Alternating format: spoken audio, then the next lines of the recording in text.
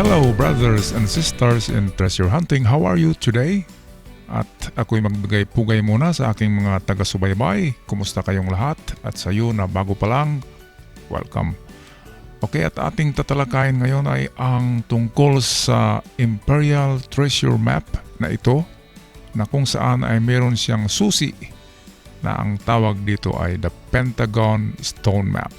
Ating tunghayan ang istoryang ito. Ito ay isang mapa na padala ng ating ka-TH doon sa isla. Hindi natin sasabihin kung saan na isla yun.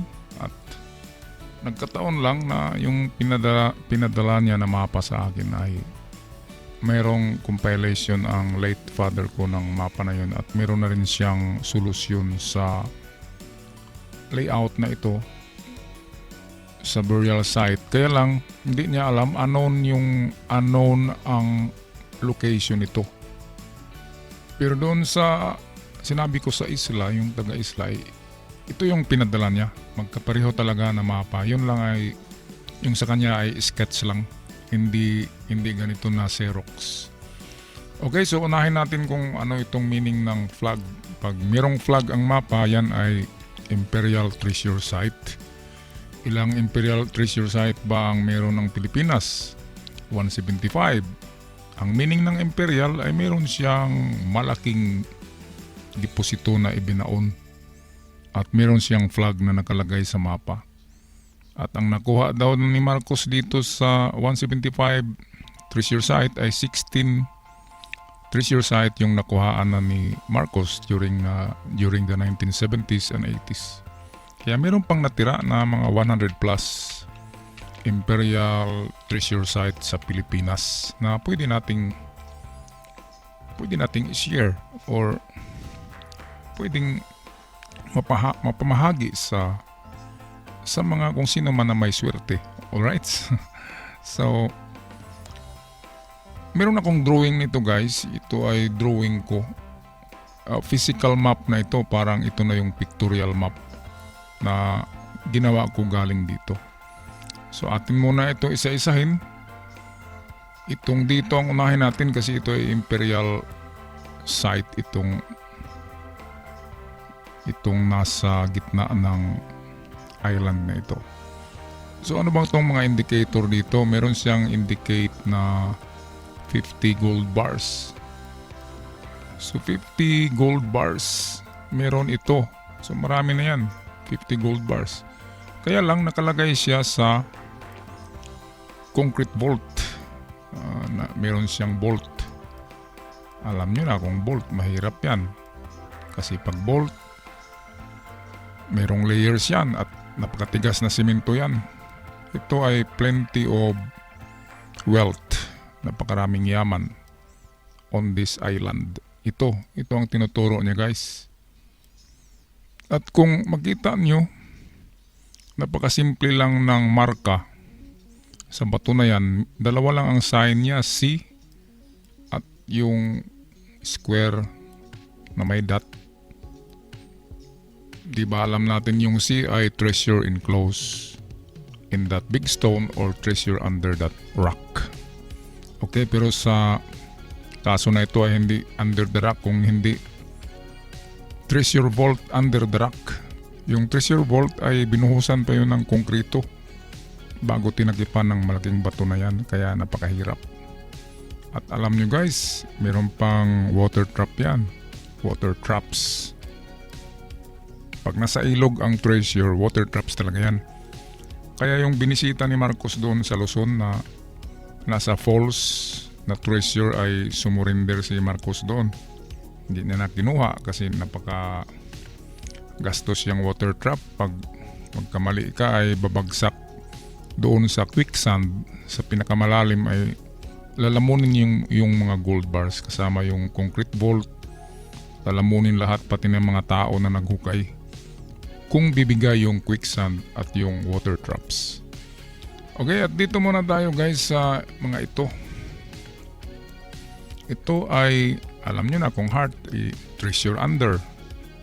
2 boxes of diamonds daw ang meaning niyan. Pero iwan ko lang sa ating mga kapatid dyan na nakakuha na ng ganito kung totoo ba. Okay, at meron akong drawing dito na physical map. Yung mapa kanina ay kinonvert ko sa parang realistic na site na meron ng 3D. Okay, at balik tayo sa yung kanina. Okay. Okay, at balik muna tayo dito guys. Ano bang meaning ng itong nakasulat sa mga ito na karakter? Ito ay pertaining sa, nagsasabi ito kung ano ang meron itong bato na nandito sa gitna ng ilog. Okay, so ito yung karakter na nagsasabi na merong 50 gold bars diyan sa island na yan. Ito ay merong 50 gold bars at yan ay merong concrete vault under the stone. So meron siyang concrete na yan, concrete vault under that big stone ay merong concrete vault. At ito ay may maraming yaman. May maraming yaman. This is wealth. Nasa bilang ay 50 gold bars. Okay? At yung sign niya ay napakasimple lang, C at heart. Isang rectangle na may dot. Kasi yan talaga pag yung Emperor treasure na ay kaunti lang ang nilagay na sign para hindi yan matagpuan ng mga treasure hunter. At itong mga nasa gilid-gilid lang na mga giveaways, ito yung mga decoy. Kaya nilalagyan niya ng mga magagandang itsura na sign tulad ng coiled snake, magandang pagkakarb yan. Itong heart, maganda rin ang pagkakarb. Itong dito, maganda, maraming sign siya. Merong isa sa kahoy at 4 sa bato. Kaya akala mo tuloy na ito na talaga yung treasure site na imperial, yung maraming laman. Kaya gumagawa ng decoy ang mga Japanese para ang maiuwi ng treasure hunters na hindi nila kasama ay yung decoy lang o yung giveaways, at yung kanilang emperor treasure ay hindi makukuha. Kaya gumagamit sila ng mga tinatawag na giveaways. Okay, so balik tayo dito sa aking drawing. Paano ba makakatulong sa paghanap nitong treasure site na ito ang Pentagon or yung tinatawag na Pentagon Stone Map? Yung kasi ay ito kasing Pentagon Stone Map, ito ay nagsisilbing mapa yan na nakaukit sa bato, na inilalagay nila yan doon sa malapit sa mga kahoy, malapit sa ilog, na kung saan malapit lang talaga sa treasure site.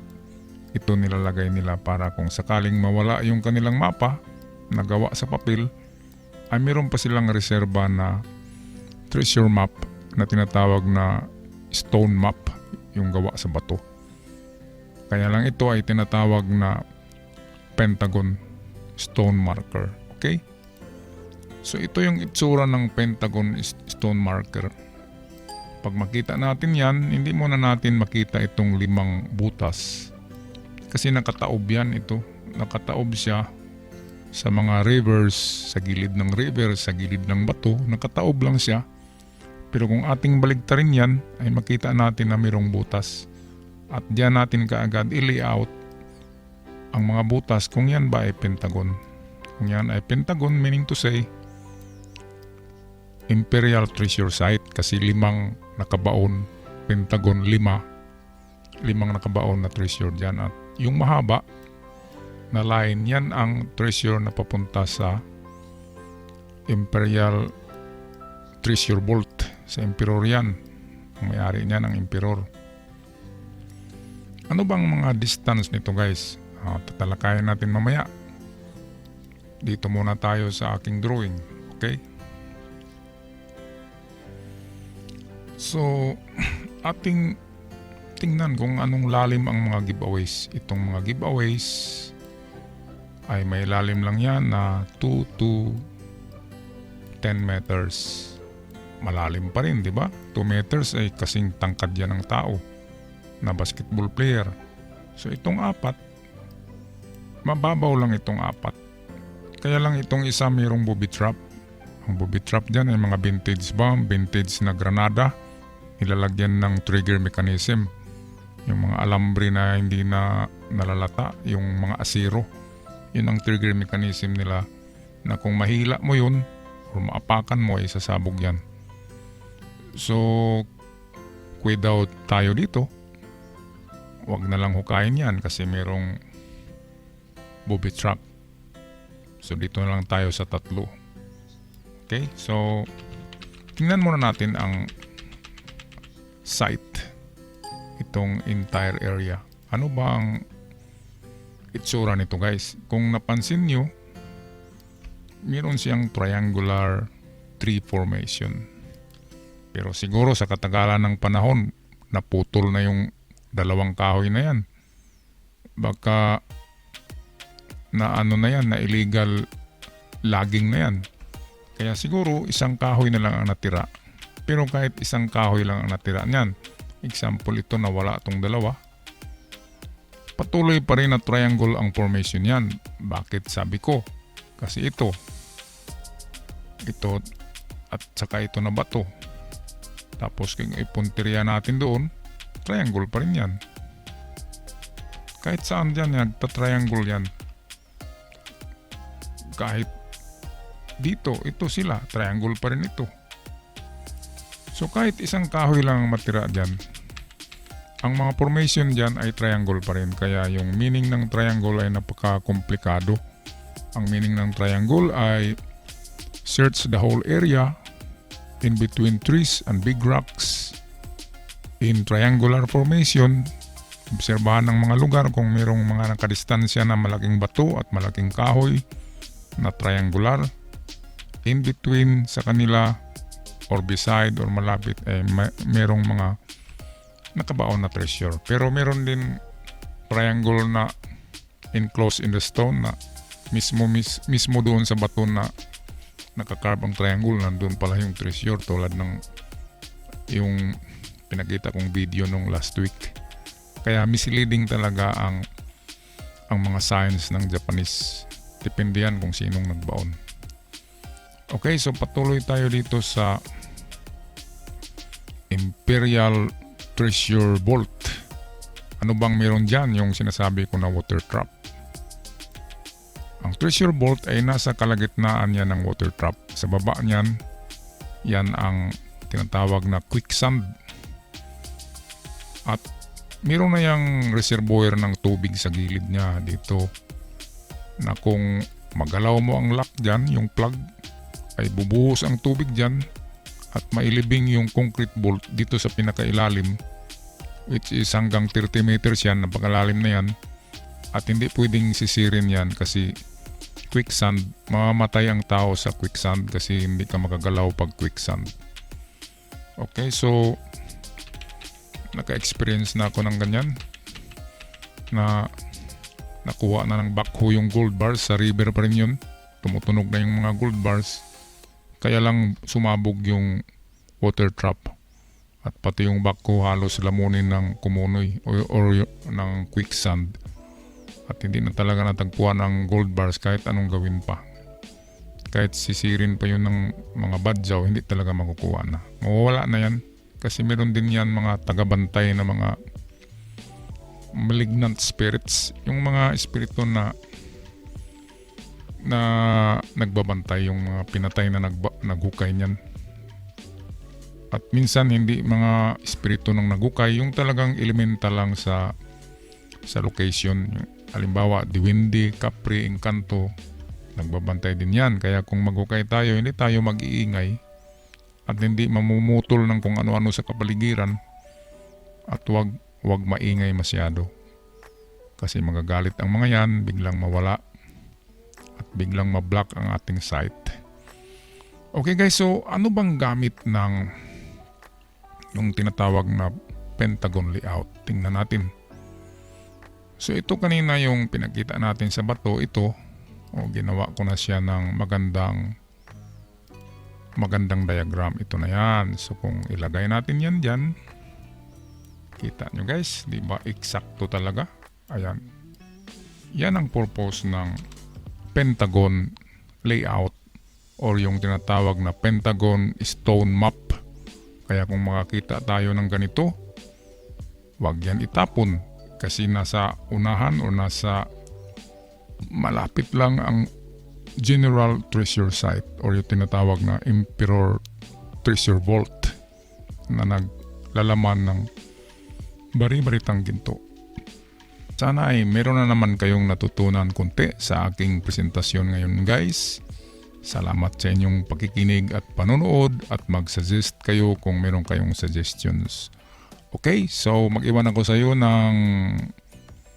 at ako'y mag-iwan ng verse sa Bible na Matthew 6:33 nagsasabi na seek ye first the kingdom of God and His righteousness, and all those things shall be added unto you, including even the gold shall be added unto you. And don't stop chasing for your dreams. Be safe, stay out from COVID, and ciao for now.